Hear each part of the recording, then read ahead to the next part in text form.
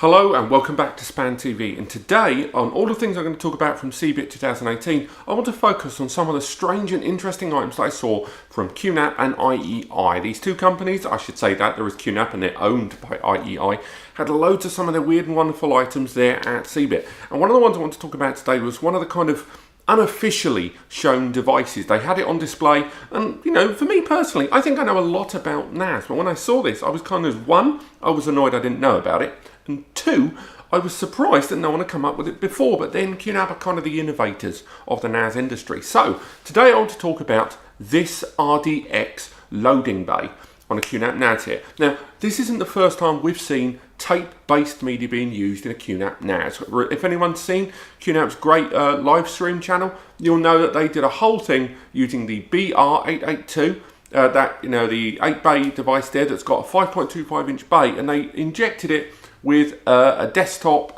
docking bay for RDX, and then it was picked up by the QNAP NAS.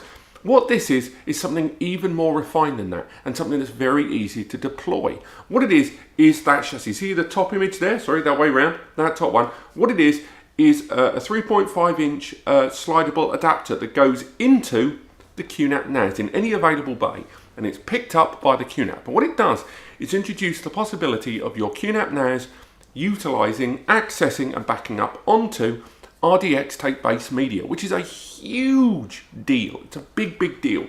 The idea of utilizing tape media on a NAS. Let me put it to you another way. LTO, or RDX, all the Tamberg and all these different brands out there, Ultrium, all these different tape brands have continued with tape-based media, even though it's incredibly enterprise, for one main reason.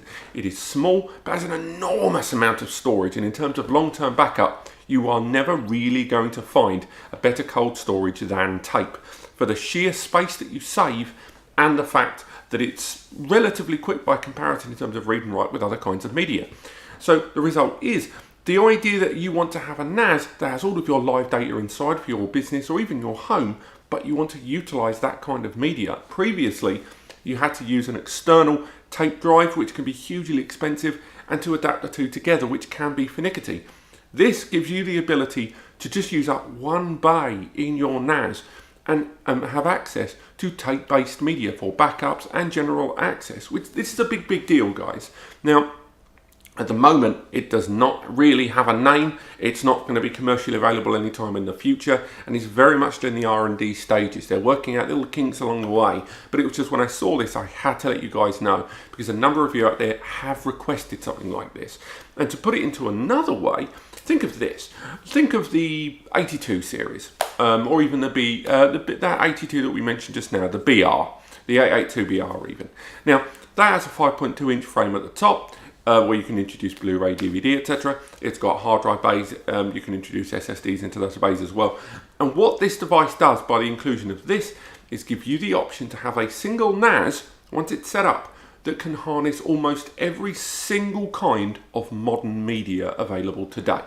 You could attach a dock to give yourself the likes of FireWire and USB. It's got HDMI on it. Then you could introduce a tape-based media. You could introduce Blu-ray and DVD. You could introduce any kind of hard drive you want. Even if you've got a bloody IDE or ATA adapter into a dock, you could introduce that too. And basically this becomes another solution which ultimately gives you access to every kind of media currently available, barring those cassettes you used in a car when you were listening to Bros and Wet Wet Wet. But apart from that, what a reference. Good God, you're old, Rob.